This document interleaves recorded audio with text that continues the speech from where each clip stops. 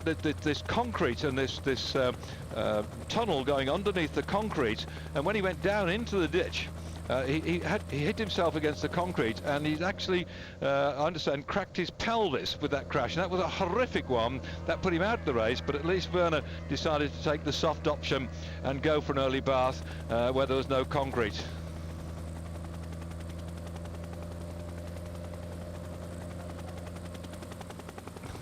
He said, "What happened?" God, I bet his teammates will chuck him with boy. I bet he smells a bit. Oh dear, not embrocation, but gunge out of the ditch. We hope he gets back safe and sound. And well, this is bike racing. We've seen it all happen. That is another one for the scrapbook. We're going to have a little break. I can't guarantee we'll do this when we come back, but stay with us. Crowd turning out in good numbers. Consider this Monday in Italy is not a bank holiday like it is back for you people in Great Britain, watching our coverage of this stage of the Tour of Italy. It's running on stage 16 from Arco to Pavia, and we're looking yet again at the spectacular performance. And watch him here, he's in the midst of this little pack. Oh, in fact, I think he just eased back out the saddle, caught his front wheel on one of his teammates and took an early bath. He was then in a very famous part of the world. Our cameras have gone up. You see all the flatness around here. Well, it's the Visconti in the 14th century. He was responsible for digging all these canals you see here. It's a very flat part of the world and well known for its frog farming and its rice growing. So he was out there. What do you have for lunch today? I had frogs and rice. Couldn't laugh, but no physical damage has been done. But I'm sure his team, what the Factor team is an amazing group of guys, and they, as I said earlier on, got Magnus Backstedt in the jersey as leader on the Intergelo company. They're coming back to pick them up, and one of the key guys in this little race who's really had an amazing recovery has been Scott Sunderland. He had a horrific crash in the Amstel Gold a few years ago when a team manager nudged him off his bike, and more dramatic than you saw yesterday, being bumped from behind by this motor car. And Scott went through terrible problems. He had ringing in his head, he had bad vision problems. Well, rabbiting on about Magnus Backstedt, sorry, about Scott Sunderland, who is an Australian. I have on the phone at the moment, married to one of the most famous Australians out there at the moment, Phil Anderson. We have his wife here. Christie, how are you today? I'm good, David. How are you? Oh, you haven't seen what we've just seen when... yes, I did. I saw him go over the edge. That's going to run and run, isn't it? Yeah, absolutely. I think we'll see that fall a few times. Now, I didn't get a chance to speak to Magnus this morning. Have you had a chance to speak to him?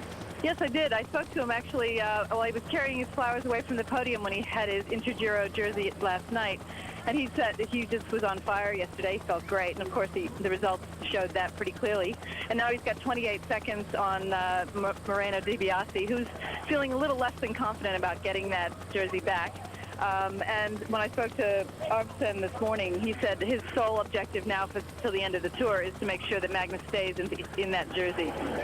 I think Scott Sunderland's been riding tremendously well considering what he went through those few years ago. But it's a very happy sort of gang, isn't it? Because we've got Julian Wynne, the British national champion. I've never expected to be at this level, Christie, and I've always found talking to them that they seem to have a sort of camaraderie, which all teams have it, but this one seems rather different.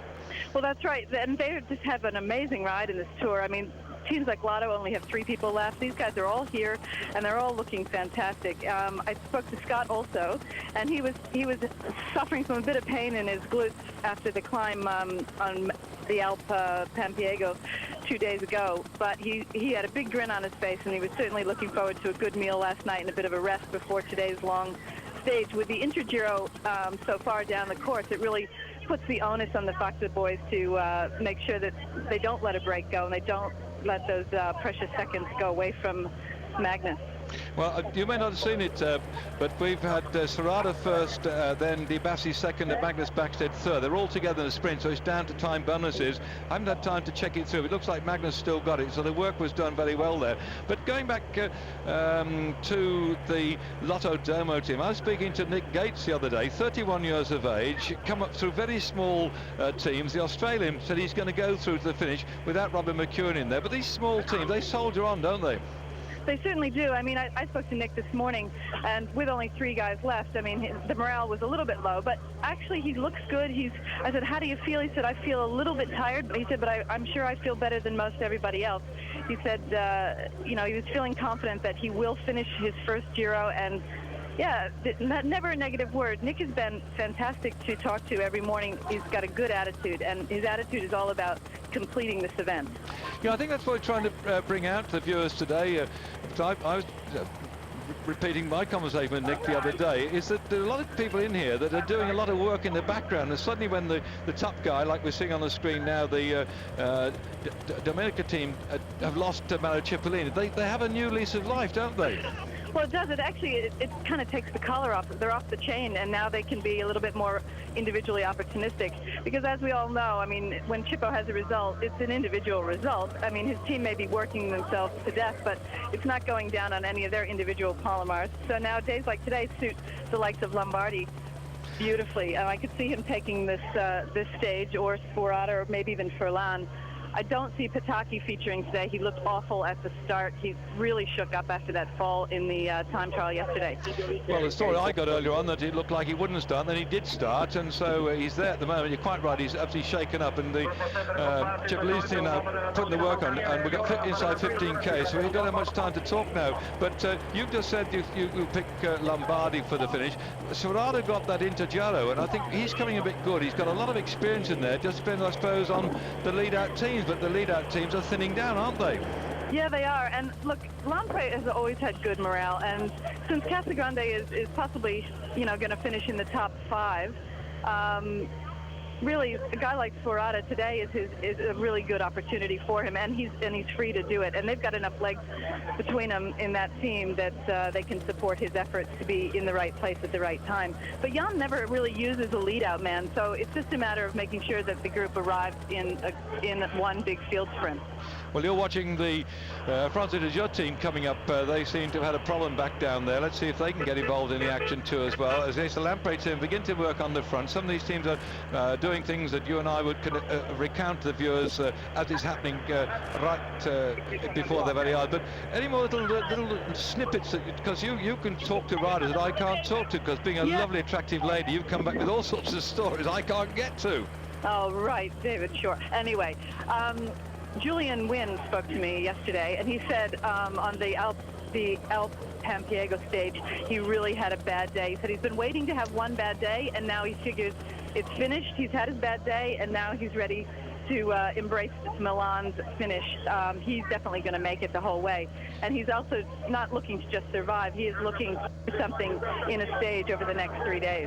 Well, thank you for that then, Christie. I understand the Germans are queuing up now to get an interview live on air like you're doing with us. Thanks for your input there, and we look forward to talking to you before we get to the end of the tour. And just enjoy yourself there. Let's see if it is Lombardi or let's see it's Serrata. I think I'll go for Serrata. Okay, bye-bye. Okay, bye-bye.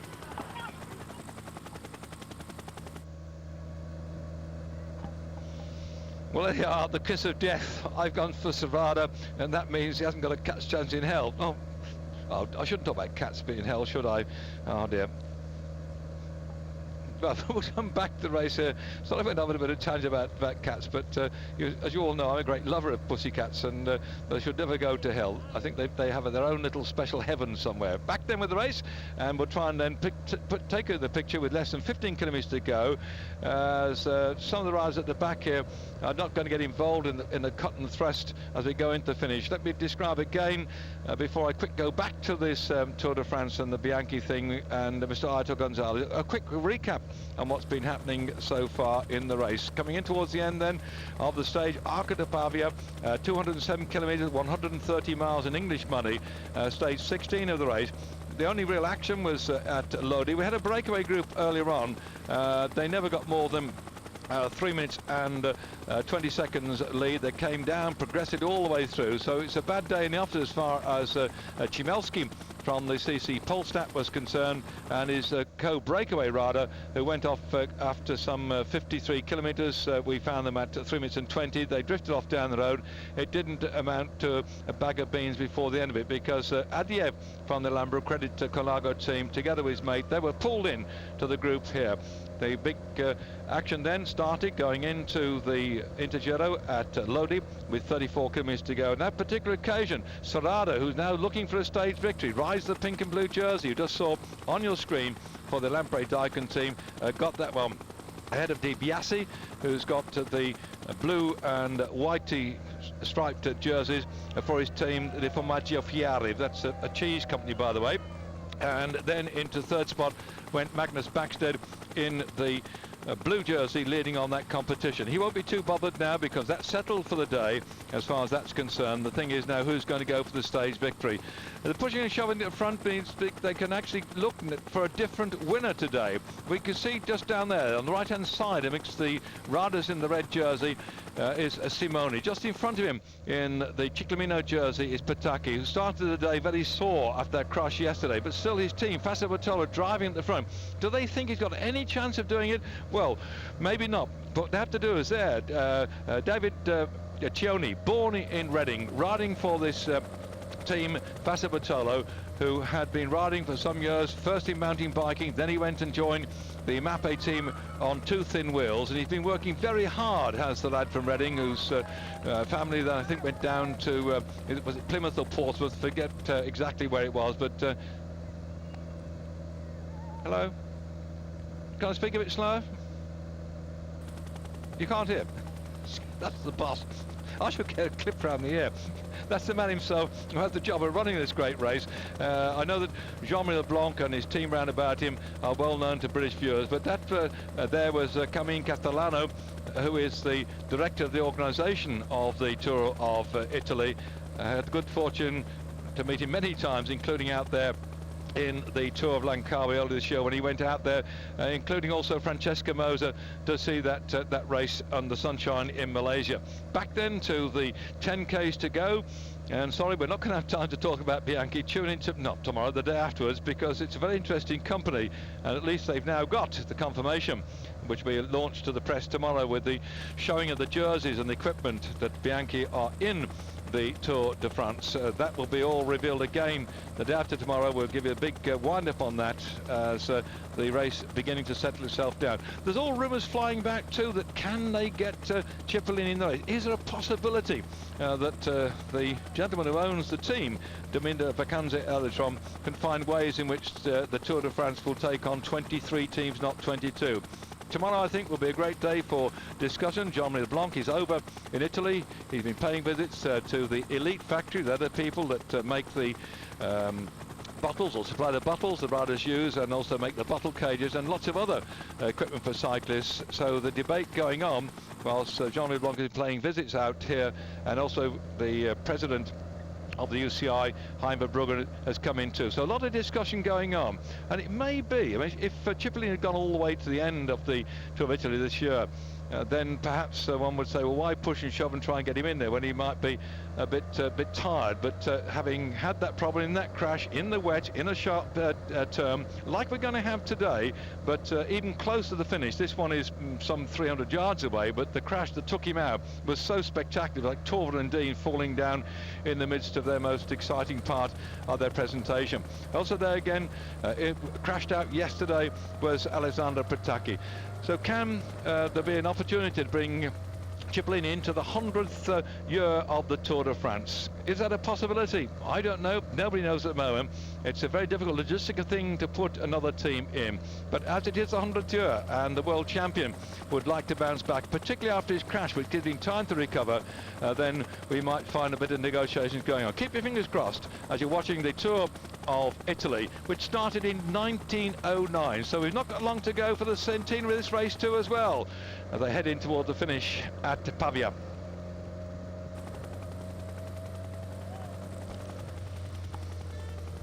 When the cat's away, the mice do play, and Cipollini at home since his crash could be now watching on television if he could just bear to look with the agony of his crash and his problems at his teammates out there, because the big lead-out man for his team has always been Lombardi, points champion, was it of the world or Olympics, I forget, but he's been a great track rider. And over the years, Lombardi, who by the way lives near Madrid with his delightful wife, who's got a shoe shop out there, not just an ordinary shoe shop, a very upmarket shoe shop. Lombardi is no mean performer when it comes to the sprint. You're looking down there to pick out the number which Christie said on the phone just a moment or two ago. Could he win? He's got number 54 on his back for the Domini Vacanze Elitron team, and they are the lads in the stripy gear looking like zebras on two wheels. As far as I was concerned, well, I stuck my neck out because Ferrara got the into Giro sprint just down the road. Have you got any left in his legs as we go in with 8 kilometres to go? He's riding for the Lampre Daikin team. He's in those blue and pink colours, and so Ferrara may be having a bit of a go today to get something which he's been lacking so far, as one by one the more up-and-coming sprinters, the younger lads, have been pushing him backwards. He's got 118 on his back. He's 34 years of age. He comes from Czech Republic, so a lot of people in the Czech Republic will be looking at this race. In fact, probably some may have come down because we're getting close to, not their border, but not a long way away. As Ferrara then, 118, 34 years age for the Lampre team, looking for a victory today. Lombardi again, a too experienced rider. He's 33 years of age, 54 on his back for Domini Vacanze Elitron. Any sort of wild cards? Well, I don't know. We'll have to wait and see here, because the bonuses at the end of the stage might suit certain teams, but I'm not sure as to anybody who might infiltrate this thing. Oops! Oh, Fassa Bertola are not getting very happy about this one. They've got Pataki, and I've been very dismissive. I shouldn't have done that, but the thoughts are, can he survive a sprint like this? He's suffering from that crash yesterday. His teammates here are beginning to get on the front and get things on. I think that's Bradley Wiggins coming through at the moment. Has he going to go for a flyer, or is he looking for Jimmy Casper to be the man who will go for a stage victory? In fact, they've got a very good rider too, the France de Jour rider, Aysel, number 76. I think probably Aysel from the France de Jour, as the riders start to move to the front for France de Jour. They've got that clover leaf on their heads, trying to set it up then for Aysel, who seems to be from Austria, 22 years of age, a young guy. He's prepared to take risks and have a go with coming now into Pavia with 6 kilometres from the finish. So that's a good move by France de Jour, moving up there. They've brought with them Jimmy Casper, who hasn't quite fired on all cylinders in his race so far, and in his place, an Aysel, the 22-year-old from Austria, has started to go well. And the mix is changing yet again.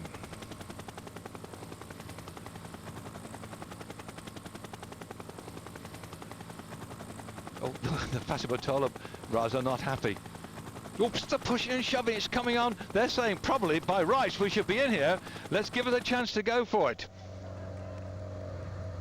1 or 2 oddballs are getting in the frame, not expecting to be there. For Vinny Calderone, we've got an infiltration too as well.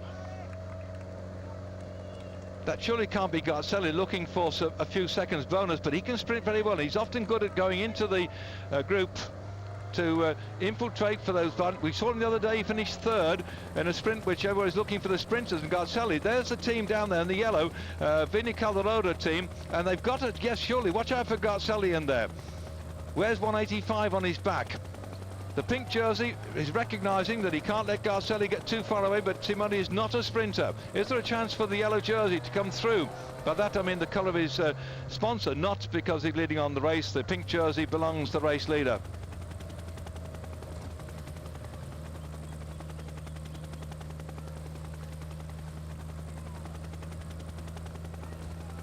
Keeping the speed up, stopping anybody taking a flyer, but has anybody got the legs to do it?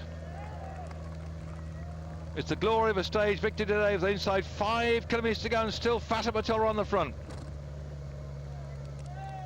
This is a courageous move by the man in the Ciclamino jersey, leading on the points competition. Pataki not on the pace now. But I think what they're trying to do now is to say, right, nobody else will get any points. We'll make sure that we get... Oh, the man who's come out of the mud. There he is. Stinky Poo himself going up on the right-hand side. He took an early bath, but he's still getting stuck in there for the Factor team. That's an unbelievable piece of action for Werner. He's coming through. You probably won't be able to see his number or his jersey because he's just covered in guns and falling off in the ditch. As they start to move through the Factor team as well, he took a fly around there. As one of the riders from Lambo Credit comes up on the front too. No, it isn't. It's Arvidsson from Factor, the Norwegian champion. One by one, they're firing themselves off, heavily disguised from falling in the mud or in the colours of the Norwegian Championship. And this lot are saying, who's he? Where did he come from? Now they will know that he's winding up. I think somehow that Arvidsson is just going to keep the pace going. Now Magnus Backstedt probably trying to get up behind his teammate here. Would like to go for 1-2 as well, but has he got the strength left after the time trial yesterday with that superb second spot? There we are. Garcelia picking him up too. That's the left-hand side in the blue and the pink. That's team Lampre. They're coming from the right, they're coming from the left. A quick nudge by the white and blue of Fassa Patel saying, get off, it's our sprint today. We're going to take our injured man to the line. If we take him in on a stretcher. Still the infiltration coming up. Watch out then for Lombardi for the Domina Vacanze team. He's going to have a go. 54 is the number on his back, and he's good at pushing and shoving. He's been around for a few years now as a track sprinter. Knows his way, working for the gap. In he comes, and on the outside again, it's the Lamprey Daikin team starting to go for this one. And Julian Wynne starts to wind it up for Magnus Backstedt in the red, white and blue, the British champion, but he's gone too far. Magnus isn't going to push himself in, or is he? We've got that horrific, well, rather sharp right-hander yet to come in the fun. When you see the kilometre sign coming up, the little flame there, they go round an island. They turn up and go alongside the roadside Giavio, and then they turn right with about 300 metres to go. It's going to be a nasty finish today.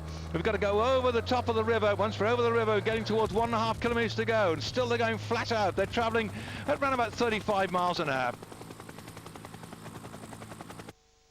And then they'll start touching 40 into all the sprint. 3K still to go. You saw it in the screen. Dinardi team pushing themselves in there too. Dinardi Kolpak having a go. That's the Charlie Vegas' team. What can they do about this one?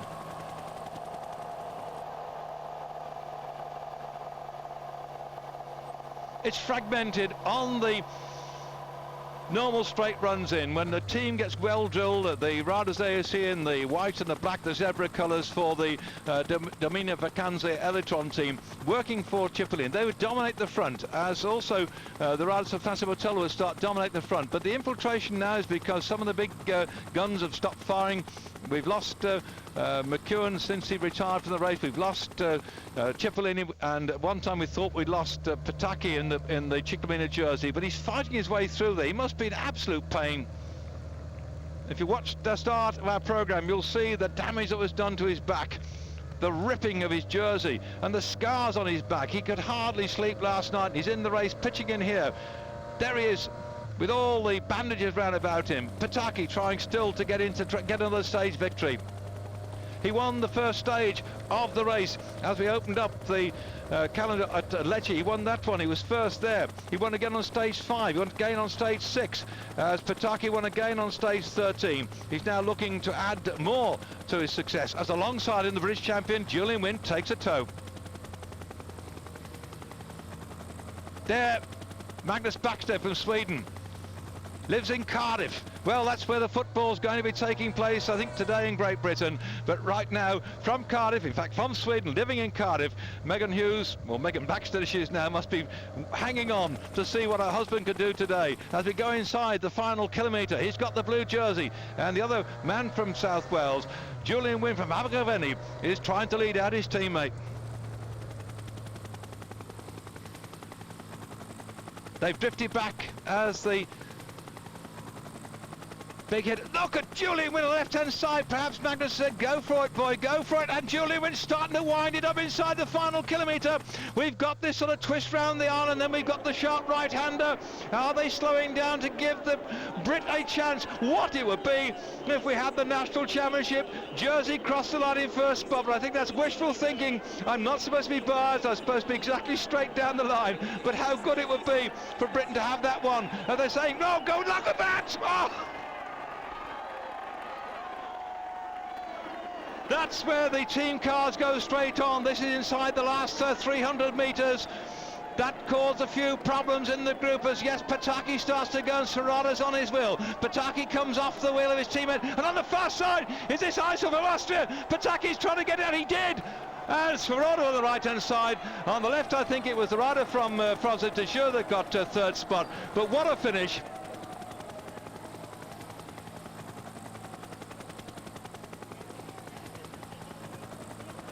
Be careful when you touch him. This man is in full pain.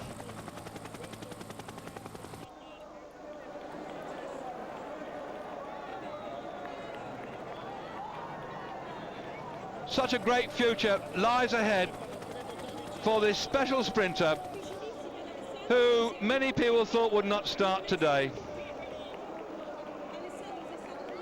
It's not just the agony of the effort in sprinting. He's carried those injuries through today when other people would not have been the least bit surprised if he hadn't started.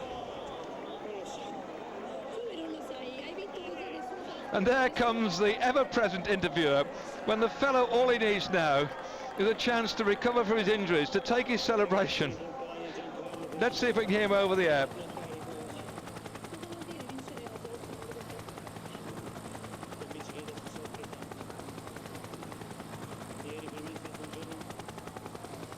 Oh, it was Jimmy Casper that came up. So earlier on he had not a very good start, and I thought that probably again today it might be the chance.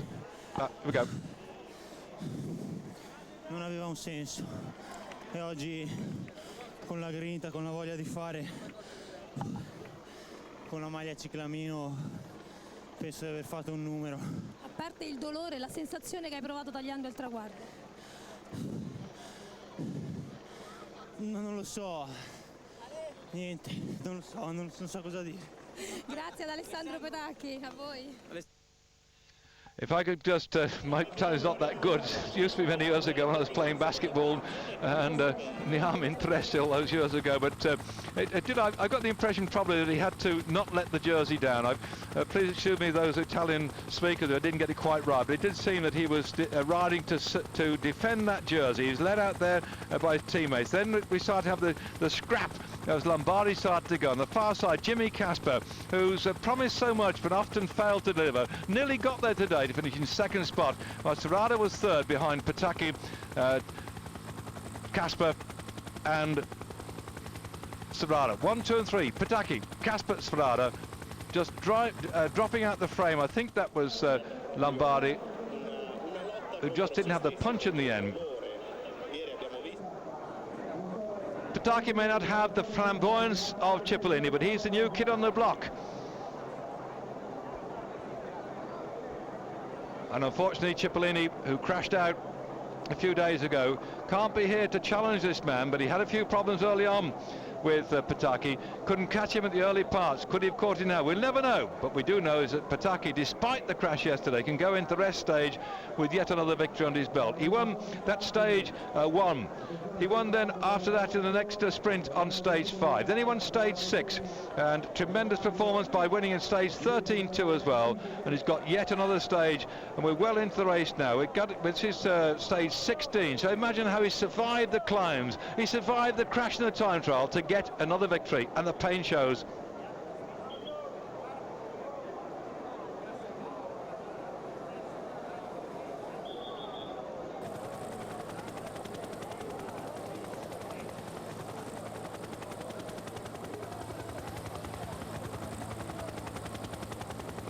No change on the overall classification. All the top riders you see there are there on the screen, and that situation will stay as it is till we move out here, looking across to these delightful, that's the Duomo Saint-Michel, just up there. That's the flatland they came over. The classification is on your screen. That's also picking up some of the key riders who may be in the frame later on as we go into the mountains. Next day we're going to have will be the rest day. After that we come back for a stage which will be flattish. Then we go to the big mountains. So before I go off for my holidays for one day, thanks for joining us today.